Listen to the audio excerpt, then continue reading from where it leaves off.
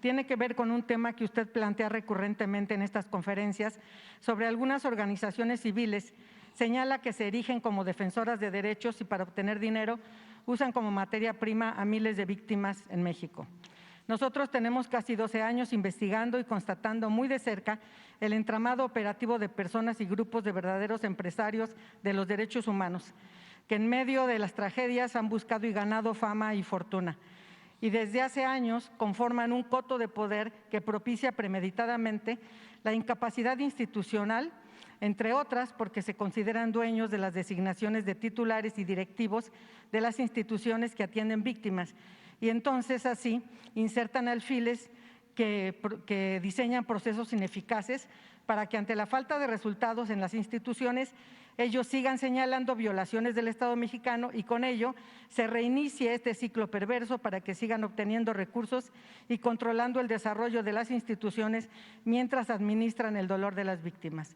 También tienen como estrategia ir trepando sobre las víctimas para alcanzar reflectores y altos cargos. Hay múltiples ejemplos. Uno muy evidente, al que usted se refiere constantemente, es el senador sin partido, que usted ha llamado falsario. ¿Cómo detener el abuso de estos personajes? Usted declara con frecuencia que como principio real para resolver las problemáticas se debe ir a las causas y atenderlas. Si las víctimas de delitos graves están a merced de estos, que usted también ha llamado buitres y sopilotes, es porque una de las razones es que las instituciones están atomizadas y dejan vacíos que estos pseudodefensores aprovechan para llenar o aparentan llenar, lucrando con el dolor y la desesperación de las víctimas a las que el Estado ha negado resultados de justicia. En la medida que la respuesta institucional sea eficaz y eficiente, es que estos mercenarios se quedarán sin materia para hacer creer a las víctimas que son sus salvadores. Ahí es donde su propuesta desde hace años sobre crear la Defensoría del Pueblo cobra la importancia enorme de la reorganización institucional para evitar esa línea interminable de ventanillas de múltiples y variadas instituciones, una para defender cada derecho, que gastan más del 80% de sus presupuestos en estructura debido a la burocracia administrativa. Por lo pronto, por un lado, preguntarle si está dispuesto a retomar este compromiso que usted ha mencionado en reiteradas ocasiones y por lo pronto la CEAV, la Comisión Ejecutiva de Atención a Víctimas, requiere de más recursos humanos y materiales para hacer frente a una parte de la atención victimal. ¿Podría usted convocar a la titular de la Comisión Ejecutiva de Atención a Víctimas para que como institución rectora del Sistema Nacional de Atención a Víctimas informe sobre los elementos que urge fortalecer en el sistema y en su institución, y así se eliminen las condiciones que actualmente permiten el oportunismo de estos mercaderes de los derechos humanos? ¿Podría convocarla, presidente? Sí, y además estoy totalmente de acuerdo con tu texto. ¿Me das una copia? Sí, cómo no. Porque coincido plenamente. Y tenemos más que decirles que ya en otras ocasiones lo haremos, que tenemos 12 años insertos dentro de todo este mecanismo y es de veras abominable darnos cuenta cómo se ha generado esta corriente empresarial. Sí, es que crearon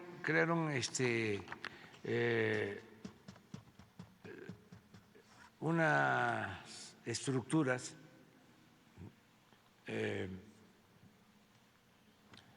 para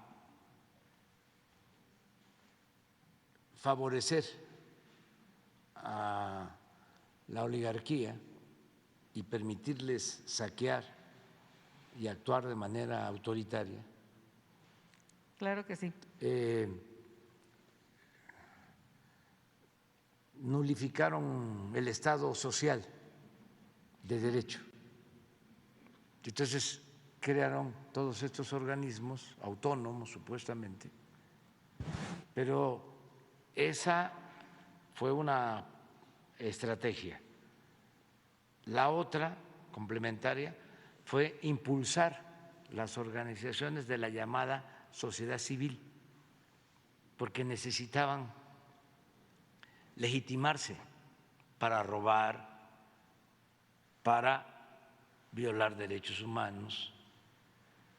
Entonces proliferaron esas organizaciones de la llamada sociedad civil como hongos después de la lluvia. Surgieron y se volvió un negocio lucrativo para muchos. Entonces hay pseudo defensores de derechos humanos, pseudo ambientalistas,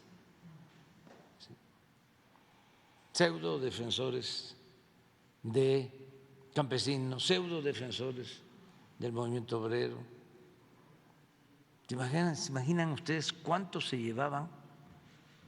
Y se siguen llevando. Del presupuesto estas organizaciones.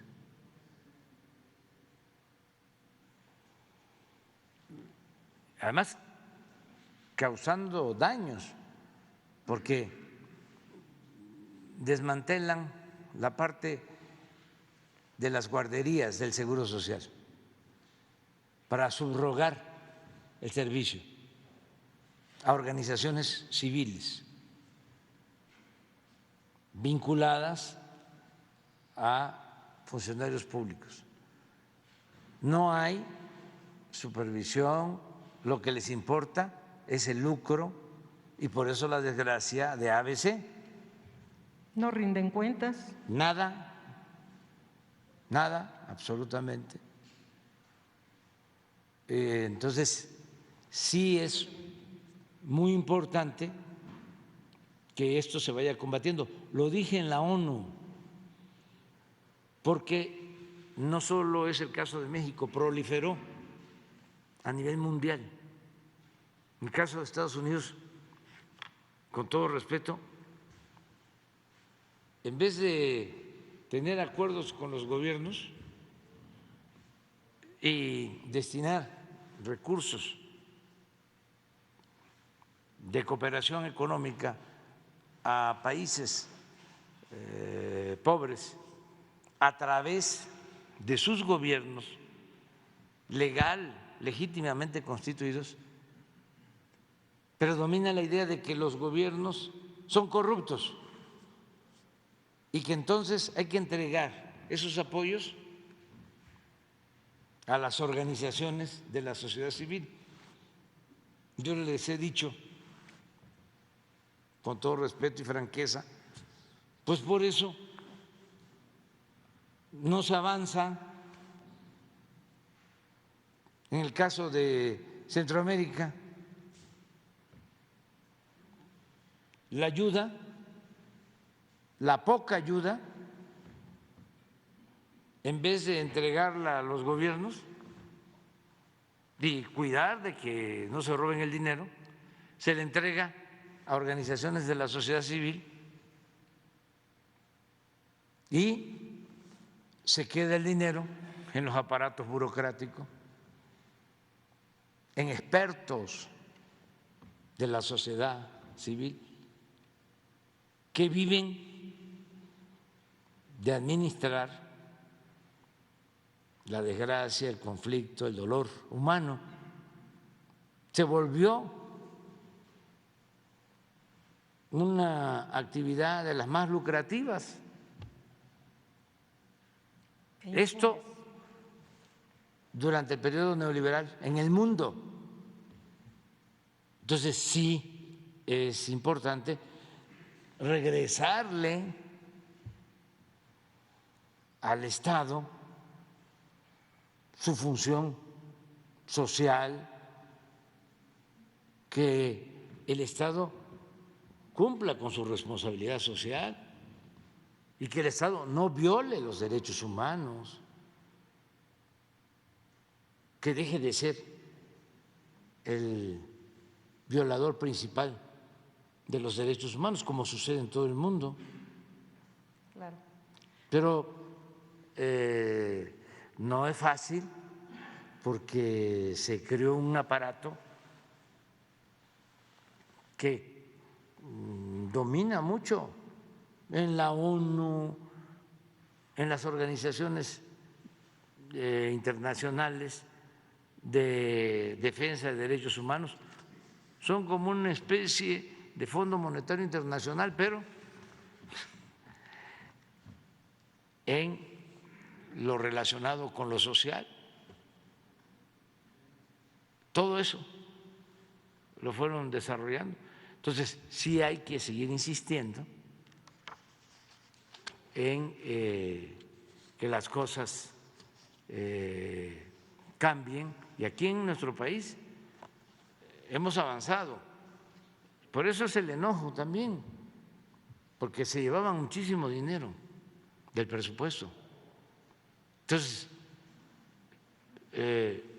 si se le va a apoyar al adulto mayor, ese dinero, todo le llega de manera directa al adulto mayor, es su pensión, no es el instituto para la atención al adulto mayor, la Secretaría de Atención al Adulto Mayor, el fideicomiso. Pues imagínense si hubiese un instituto o una secretaría para el adulto mayor, un aparato burocrático enorme, ahí se queda el presupuesto y no le llega a la gente. Las organizaciones campesinas supuestamente independientes en el gobierno anterior, en los gobiernos anteriores, recibían miles de millones de pesos, no rendían cuenta y los líderes se hicieron millonarios. Si acaso le entregaban a la gente migajas, despensas, y ellos se quedaban con los recursos más cuantiosos, ¿no? Entonces, eso no. Una de las cosas que yo celebro que se está haciendo es entregar de manera directa. Ya vamos a terminar las 2.700 sucursales del Banco del Bienestar. Entonces, con una tarjeta, el adulto mayor va y saca lo que por derecho le corresponde. El familiar autorizado de una niña, de un niño con discapacidad, un campesino, un becario, nada de organizaciones para tutelar. Y habían cosas peores, por ejemplo, no pagaban impuestos, de por sí se condonaban los impuestos, pero en algunos casos no pagaban impuestos, eran deducibles los impuestos y de esa manera hacían una sala de arte con lo que no pagaban los impuestos para la élite, o acciones filantrópicas, sí, pero con el dinero de todos, y considerando gastos excesivos, y era presumir con sombrero ajeno. Entonces, de repente, eran muy caritativos. Todo eso se terminó, ahora todo el presupuesto va directo a la gente. Ya me tengo que ir, si no, no voy a llegar. Nada más por último le quiero entregar